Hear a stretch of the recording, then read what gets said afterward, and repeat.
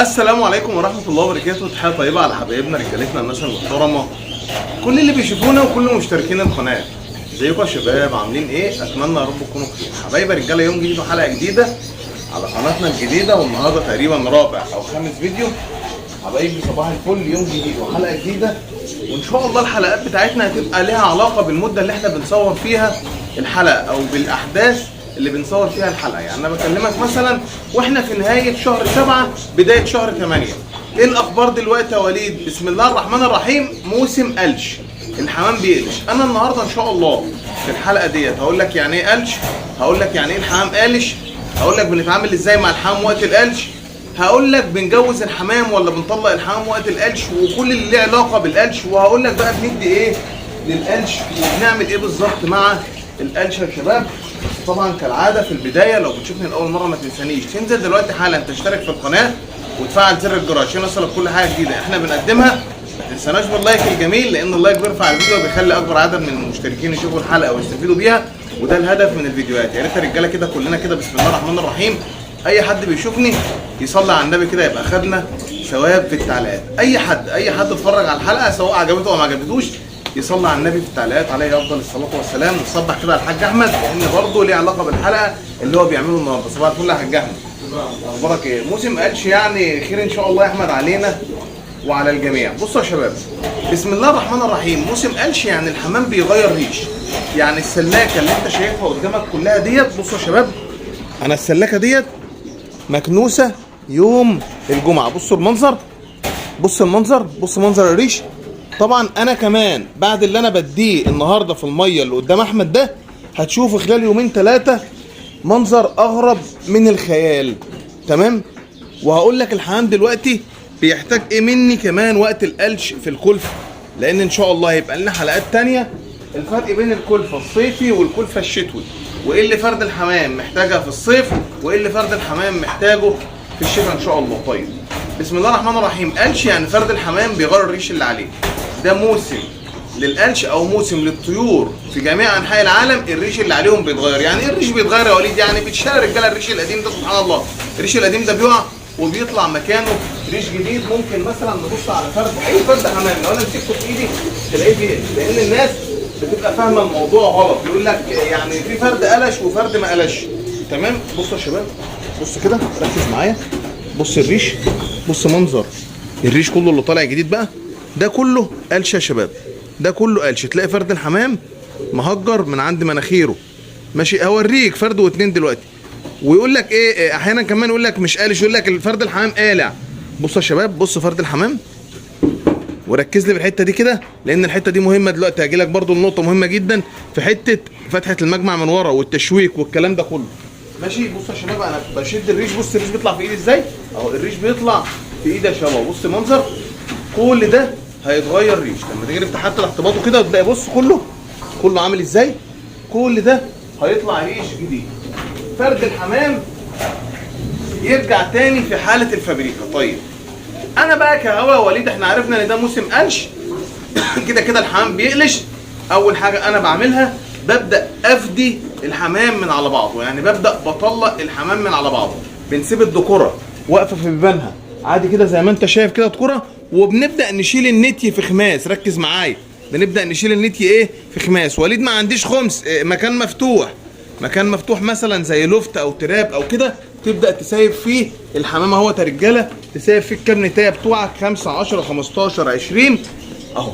تقوم مسايب مثلا، دي مش نتي طبعا بس انا بقول لك يعني انك ممكن تعمل ايه بالشكل ده كده يا شباب. يبقى احنا دلوقتي بنفدي الحمام او بنطلق الحمام وبنشيل الذكوره من على النتي. طب الذكر بيروح فين يا وليد؟ الذكر بيقف في بابه عادي جدا. النتايه بتتشال يا في خمس يا في مسطبه، يا اما لو عندي بقى عيون زياده ممكن مثلا كل نتايتين 3 احطهم في عيون. طيب دي اول نقطه مهمه انا بعملها، يبقى انا طلقت الحمام من على بعضه. ايه اللي الحمام بيحتاجه مني وقت القلش؟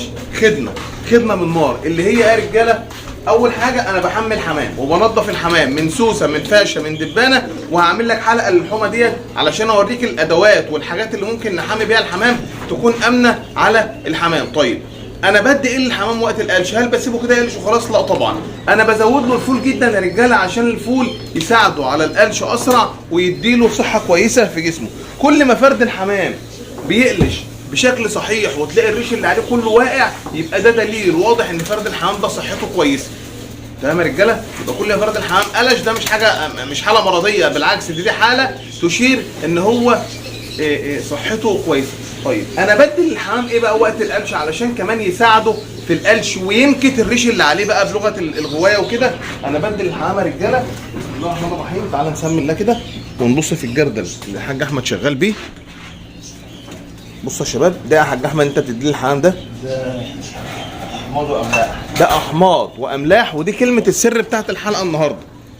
احماض واملاح واي نوع، يعني انا برضو للامانه انا جايب لك النوع اللي بستخدمه وبيعمل ايه بالظبط النوع دوت. تمام، وموجود يعني متاح وسعرهم مش غالي قوي اهو يا رجاله. دول الصنفين اللي انا بديهم. وبالمناسبه انا بدي بس كده اهو، ايوه بالظبط كده. انا بدي يا رجاله الصنفين دول على بعض، احماض امينيه واملاح معدنيه، الاثنين في الميه، الاثنين مع بعض في الميه في سقوه واحده. بكره او بعده تلاقي الثلاجه دي ما تعرفش تمشي فيها برجلك بجد والله، من كتر ما شاء الله الريش. احنا بنبقى فرحانين لان الحمام ما دام بيقلش بشكل كويس يبقى الحمام صحته كويسه. عايز برضه اجيب لكم فرد ثاني وثالث واوريكم كلمه قلش برضه يعني ايه اهو. بص يا رجاله، بص الحمام عامل ازاي. كل الحمام الريش اللي عليه واقع، ريش بقى مش مساوي، ريش مش مستف، ريش مش عارف ايه، كل الكلام ده هتشوفوه بعد ما الحمام يقلش يرجع فرد الحمام تاني فابريكا زي ما هو في اجمل حالاته بعد كده. طيب بعرف منين يا عم وليد؟ انت خضر هنا برضه الرايقه ولا الثانيه؟ العدد ولا المسيكه ديت؟ الاثنين وفي واحده ثانيه هوريكم وشها دلوقتي برضه. بصوا يا شباب، بص مفيش ريش، يكاد يكون مفيش ريش يا شباب. بص المنظر، بص التهجير اللي هنا فاضي كله اهو. تعال نبص برضه على الثانيه ثانيه.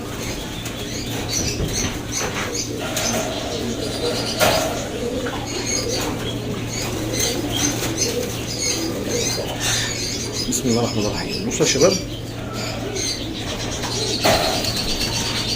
بص فاضي ازاي. بص كل ده فاضي يفضى ويرجع يتملي تاني يا رجاله. ماشي، تعالى بقى وشها. بص مفيش اصلا فيها وش اساسا، مفيش فيها، كل ده واقع ازاي. طيب هل القلش ده وليد يبقى انا دلوقتي بدي ايه؟ بدي احماض امينيه واملاح معدنيه، بديها مرتين وقت القلش. يعني بنديها كام يا احمد؟ من 3 ل 5 مثلا. اول مره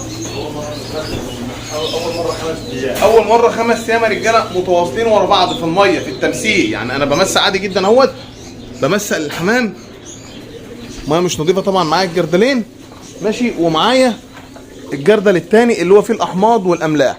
اول مره 5 ايام، وفوت لك مثلا سكه 15 20 يوم وارجع عد تاني 3 4 ايام املاح واحماض الاثنين في سقوه واحده على بعض. تمام يا عم وليد؟ طيب الحمام ده بعرف منين بقى ان هو خلص قلش؟ يعني لما يستف كده ويسوي نفسه؟ لا، هي كلمه قلش يا رجاله يعني فرد الحمام بيعيد فك الجناح تاني. انا ماليش حتى دعوه بالحاجات دي كلها. يعني فرد الحمام يقول لك مثلا ده عليه 5، ده عليه 6، يرجع تاني يفك كانه عيل صغير. عايز اجيب فرد حمام يكون بادئ يفك. تعالى مثلا نكمل ده ونمسك الصف اللي احنا كنا ماسكينه ده كده ونشوف هو عليه كام او بان ولا ما بانش لسه.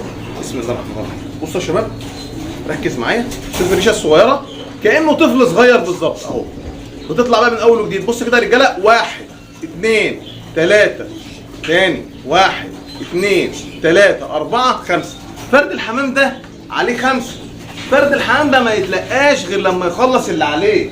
اي فرد حمام يا رجاله قدامي بنفس الطريقه كده بيفك الريش اللي عليه. لا وليد هات لي فرد تاني، انا مش مصدقك. حاضر، دي مصدر تاني ونشوف عليه كام.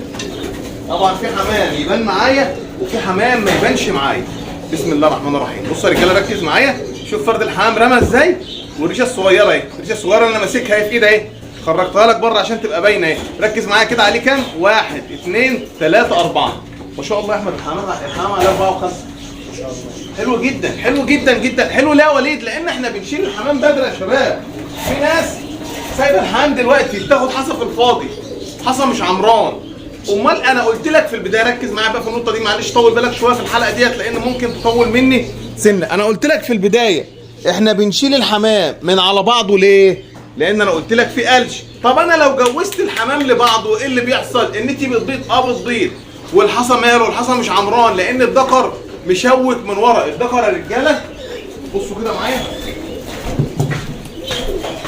اي فرد حمام بصوا من ورا عامل ازاي، كله شوك، كله شوك من ورا. لما يجي يكسر على النتايه يلاقي التشويك ده يشك النتايه ويشوكها، فما بنعملوش بشكل كويس، وبالتالي الحصى ما يطلعش عمران. علشان كده في وقت القلش بنعمل ايه؟ بنطلق الحمام من على بعض، وده سبب تطليق الحمام من على بعض. خلصنا من التطليق، خلصنا بندي ايه للحمام؟ املاح واحماض الاثنين في سقوه واحده. تاني يوم تلاقي الثلاجه عندك او الاوضه او البلكونه اتفرشت كده ريش ما شاء الله. يعني ده بيساعد على القلش بشكل اسرع، وبيساعد على طلوع الريش بشكل افضل كمان يا رجاله. خلصنا من القلش، خلصنا بندي ايه للقلش، خلصنا بنشيل ايه للقلش، خلصنا بنجوز الحمام امتى؟ لما فرد الحمام يخلص اللي عليه. تعال نمسك اي فرد حمام تاني.